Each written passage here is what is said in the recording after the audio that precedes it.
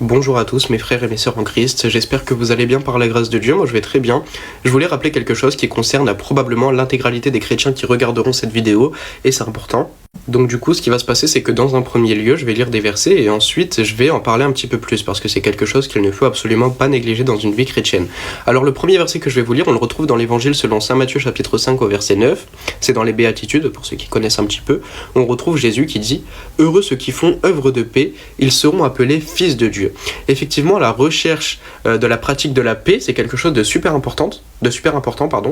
Évangile selon saint Jean chapitre 14 verset 27, Jésus dit « Je vous laisse la paix, je vous donne ma paix, ce n'est pas à la manière du monde que je vous la donne, que votre cœur cesse de se troubler et de craindre. » Évangile selon saint Jean chapitre 16 verset 33, Jésus dit « Je vous ai dit cela pour qu'en moi vous ayez la paix.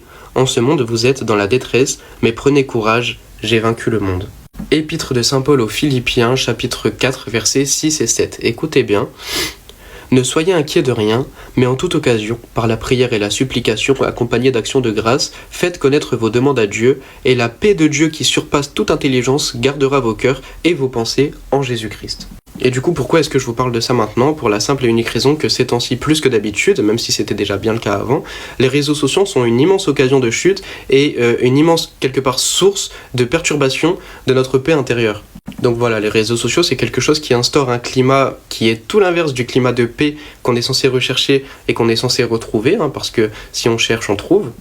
Et du coup, en fait, c'est un petit appel à mes frères et mes sœurs en Christ d'avoir toujours du recul lorsque vous agissez sur les réseaux sociaux, que ce soit dans ce que vous décidez de regarder, que ce soit dans ce que vous décidez de répondre, ou simplement vous éloigner des réseaux sociaux. Je sais que c'est pas quelque chose de facile, c'est même plutôt quelque chose de compliqué, vu la génération dans laquelle on a grandi et notre environnement. Mais c'est nécessaire. Et vous vous rappelez du dernier verset que j'ai lu, c'est par la prière et la supplication qu'on peut arriver à des choses auxquelles on pensait jamais arriver, vous savez très bien. Donc du coup, concentrez-vous sur la vraie vie, c'est quelque chose qui vous permettra d'atteindre cette fameuse paix dont il est question.